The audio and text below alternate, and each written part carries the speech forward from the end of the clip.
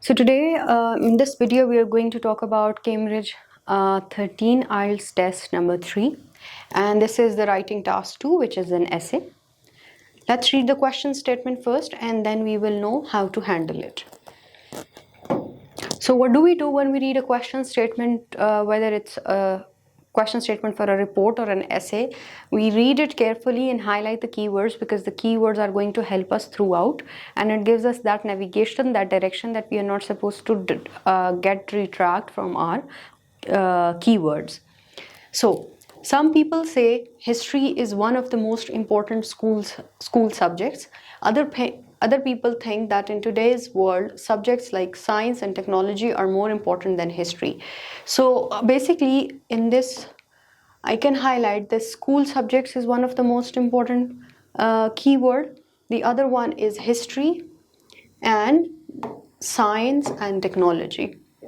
And this is a word which is most important. Okay, so there is a comparison.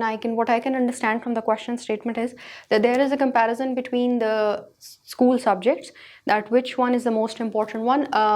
Either it's history or subjects like science and technology are more important. Now, this part of the question in an essay tells you how are you going to handle this essay, what would be the structure of it. Is it an opinion essay where you have to agree or disagree, or is it an advantages disadvantages essay, or is it a problem solution essay, or is it a discuss both views and give your opinion? It's this type of an essay where we have to discuss both the views and then give our opinion, right? So that's how we handle such type of a question when it comes in essay. Now let's move on to the sample answer and see how are we going to handle this question. All right, so this is the model answer. I hope it is visible. I'll zoom it in a little. Okay. The first paragraph, we know that it's the introduction, right? So let's read the introduction and see what does it say. School subjects have become a debatable topic for the board of schools every year. It is often argued whether some subjects being taught to school students are even relevant or not. So this is the paraphrasing of the question statement, where it says that school subjects have become a debatable topic for the school board every year, where they have to choose which subjects to be included in the curriculum or to what extent.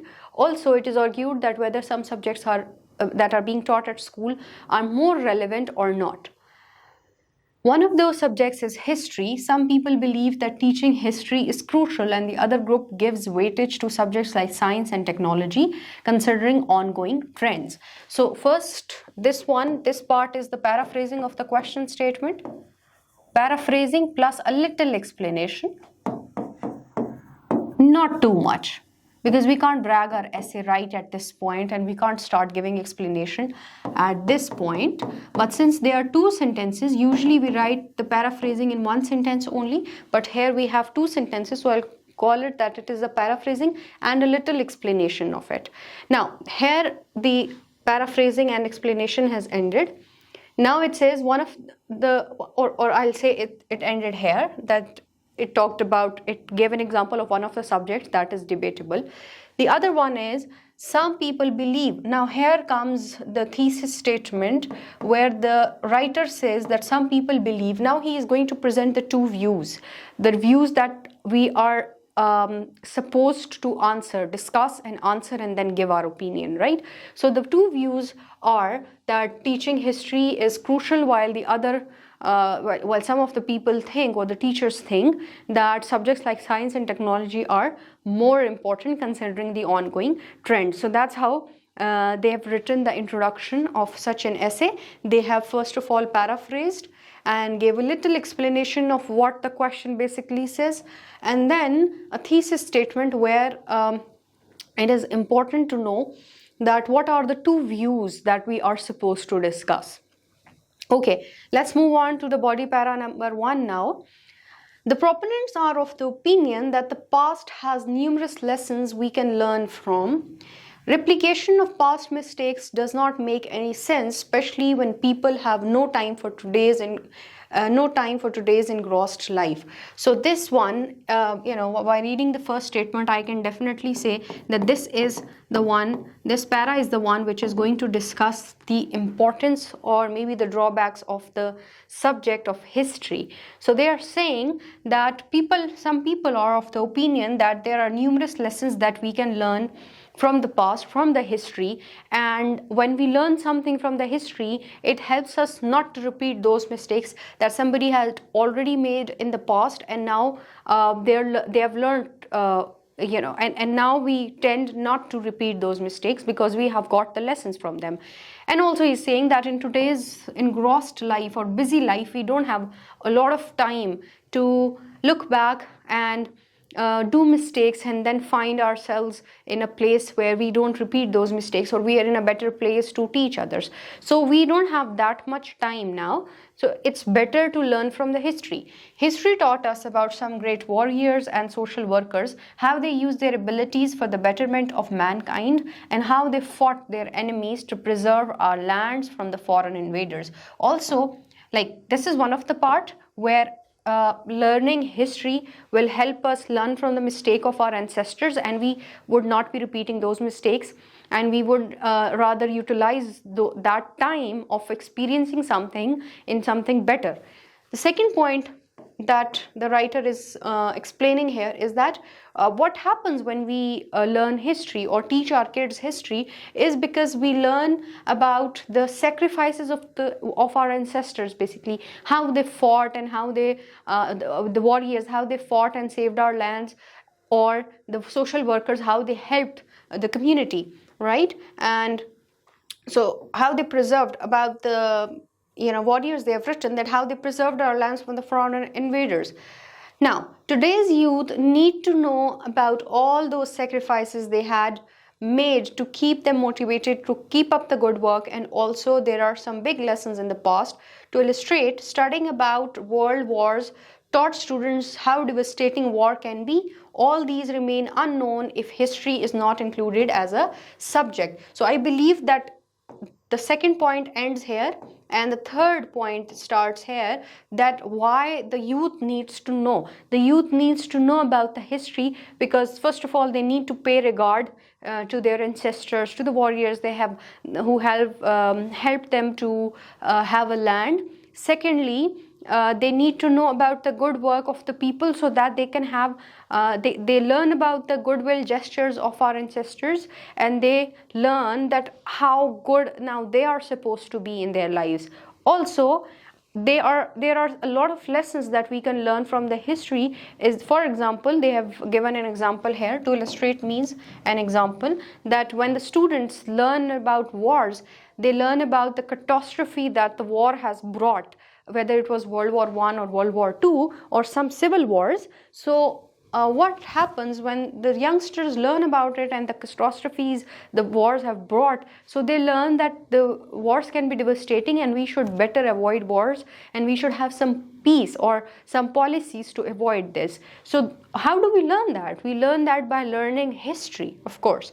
So in this paragraph, if I talk about it, so he has basically advocated the importance of learning history, because when we learn history or when we teach history to our kids, to our students, what happened that we learn from the past.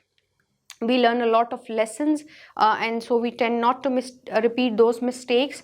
Then we pay tribute to the people, and then there are a lot of lessons that we learn and we can imply in our lives, right? So that's all about the first body paragraph that talks about the importance of learning and teaching history. Let's come to the other one, in which I'm sure the other point was the subjects of science and technology. So what are we going to learn here is the importance of these two subjects. Okay, let's read. However, the opponents believe that subjects like science and technology are gaining everyone's attention nowadays. So here they are going to talk about the people who think that learning science and technology is more important because of its need in today's world. Moreover, the students themselves are fascinated with such subjects and are developing interest rapidly. Life is changing constantly with the latest technologies being launched every day. Things are quickly replaced by newer ones in terms of technological advancements.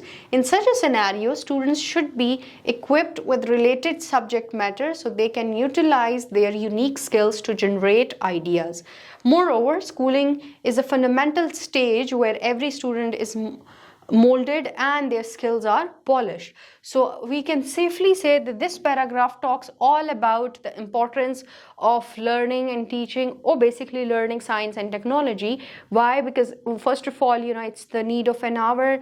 Then the students rapidly get fascinated by such ideas, such modern ideas which are more applicable to them, which they find more feasible, and they develop their interest in that rapidly.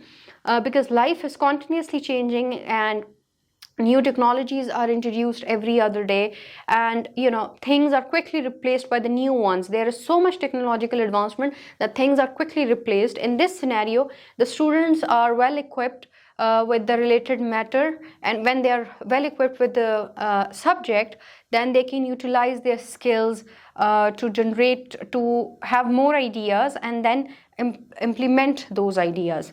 So school is the time basically where students are molded and they learn. Because I would say that this line, schooling is the fundamental stage where every student is molded and their skills are polished, I would say that this is the one where he is kind of showing a tilt towards the fact that yes, learning science and technology is more important.